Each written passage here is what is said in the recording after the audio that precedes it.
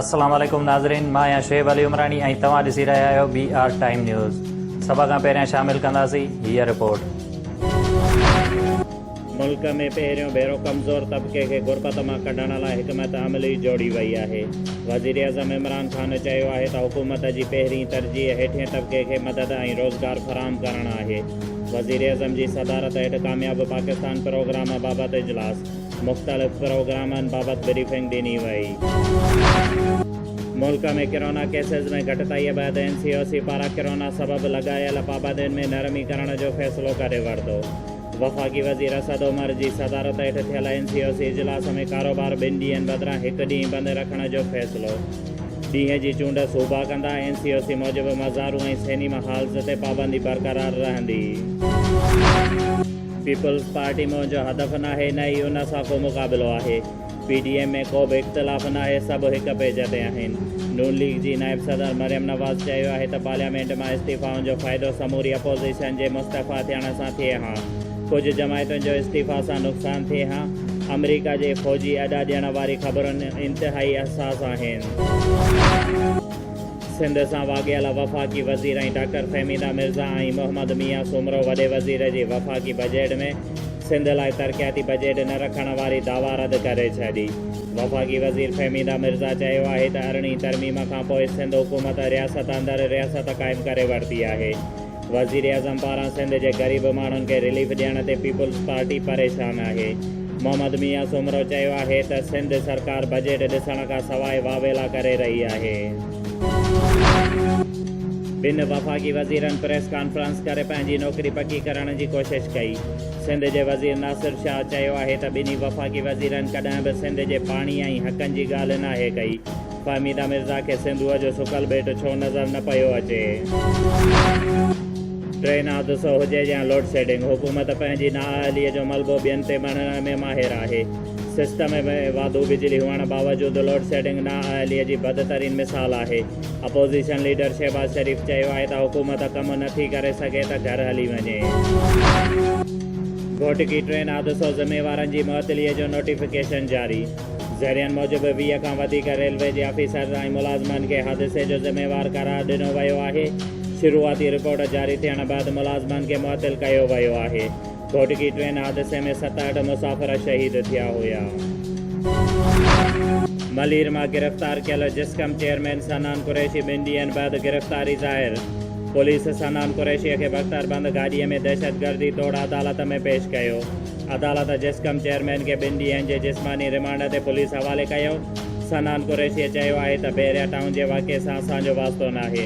मां गिरफ़्तार आहियां त घर ते छापा छो पिया हया वञनि। जिस्कम चेयरमैन सनान कुरैशीअ जी गिरफ़्तारीअ ख़िलाफ़ मुख़्तलिफ़ शहरनि में रैलियूं ऐं मुज़ाहिरा। 60 मेल जे मदरसे इमाम हुसैन अस्करी ऐं मस्जिद ते शरपसंदनि जो हमिलो।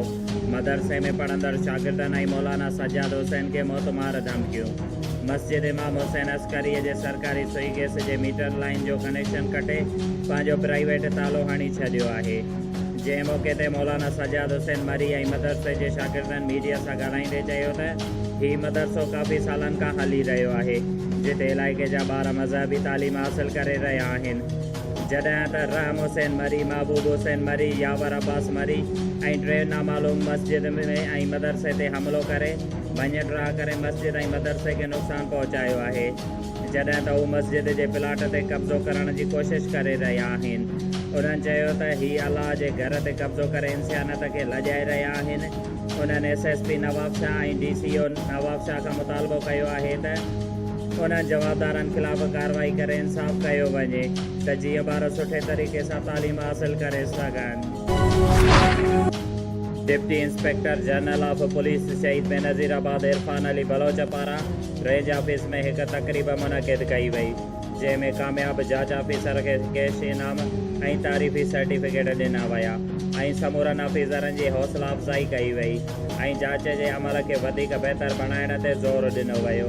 उन मौक़े ते DIG इरफान अली बलोच चयो त ईंदड़ वक़्त में जेको ऑफिसर बहितर नमूने जांच कंदो उनखे पिणु इनाम ॾिना वेंदा।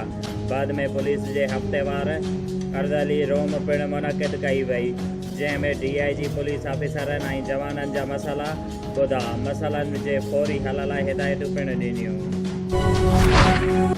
मोरो भरसा ॻोठ टमूर जे रहवासी मिसबात साज़िया ज़रदारी पंहिंजे मुड़ुस रियाज़ ज़रदारीअ सां एहतजाज कंदे ॿुधायो त कुझु वक़्तु पहिरियां मुंहिंजी शादी रियाज़ हुसैन ज़रदारीअ सां मुंहिंजे माइटनि जे रज़ा ख़ुशीअ सां थी आहे।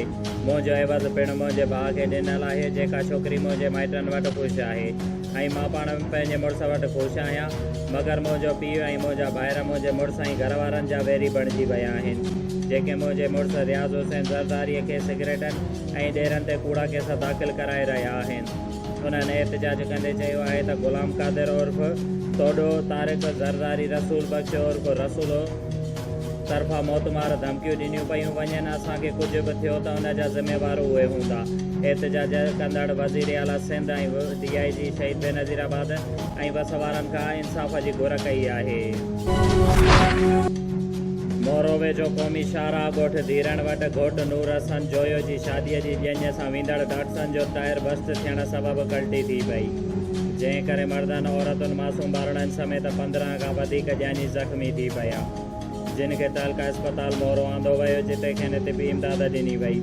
ज़ख़्मियुनि में गौस बख़्श जोयो, रियाज़ अली जोयो, मक़सूद इश्तियाक ख़ादम, मीर हसन जोयो, माजिदा इरशाद ख़ातून नीगरी, अबुल जोयो, मजीदुर रहमान फ़याज़ जोयो ऐं ॿिया शामिल आहिनि।